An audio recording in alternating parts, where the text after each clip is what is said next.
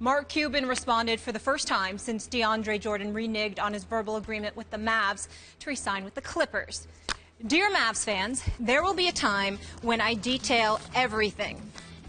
I know regarding the last 48 hours, I don't think the time is right to say anything beyond the facts that he never responded to me at all once yesterday, not once. To this minute, I have not heard anything from him since Tuesday night. In an interview with ESPN.com, Chandler Parsons had the following to say.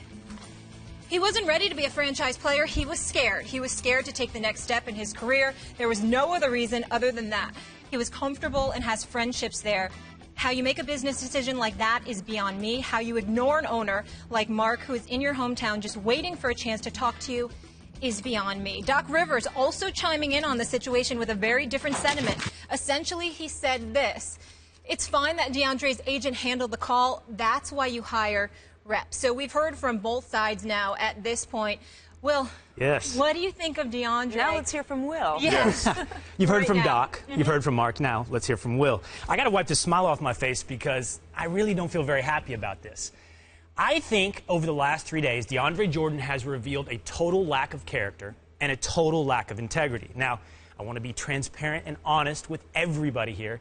I'm from Texas. I'm a big Mavs fan. But I'm also not just from Texas, Freddie. I am from a school of thought that when you look someone in the eye and you shake their hands, no matter what the legalities or formality of rules are, when you do that, man to man or woman to woman, you have to live up to your word. It is your ethical duty to do what you said you would do.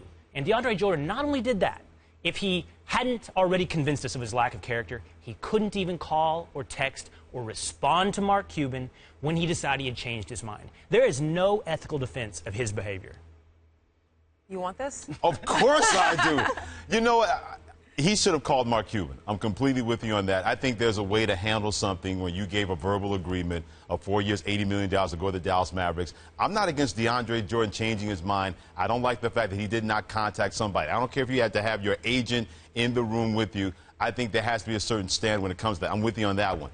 But I'm not going to get into his character because I've seen too many owners pull the same nonsense on players where they say, you're not going to be traded. We're going to keep you on our basketball team. We want you here. And then the trading deadline comes. You know what? We decided we changed our mind. We're going to go in a different direction. And the player has to deal with that. Now, if you're DeAndre Jordan, you better be able to live up to this $22 million per year contract because people are going to look at you as a celebrity right now and say, hey, you're the one that decided that you didn't want to go to Dallas. You are scared to be a franchise player. Chandler Parsons put you on blast, and you got to either prove that right or prove that wrong.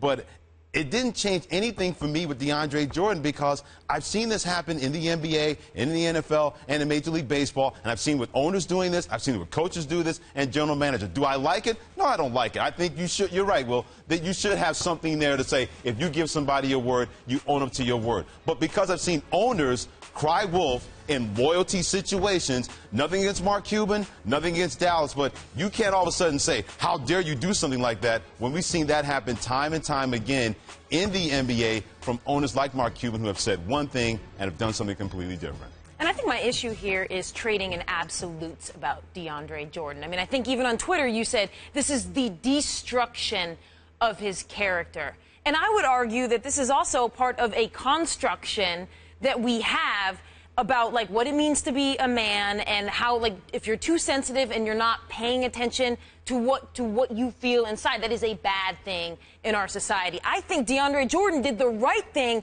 in listening to his own internal compass here. I think that we too often we say, you know, keep walking down that path, even though you've already set the train in motion. Even if you want to hit stop, you shouldn't because of what we want in our society about how people are going to think about you, what people are going to say about you if you do that. And I think you even mentioned, you know, two wrongs don't make a right in this. Oh, you're coming, yeah. Okay? But here's what I would say. You know what the two wrongs would have been? Is if DeAndre Jordan committed to the Mavs, knew it wasn't the right decision, and then went to Dallas. I actually think those are the two wrongs here. If he knew internally that that wasn't the right decision for him, then of course he should not have gone to Dallas. I think it's way more difficult in our society, especially the way professional sports are constructed and all of the myths we have about what it means to be a professional athlete and how tough you have to be. It is harder to do what DeAndre Jordan did. Now, do I think we don't know the whole story about Mark Cuban, right? Of course, Mark Cuban's like, at some point, you'll know all the details.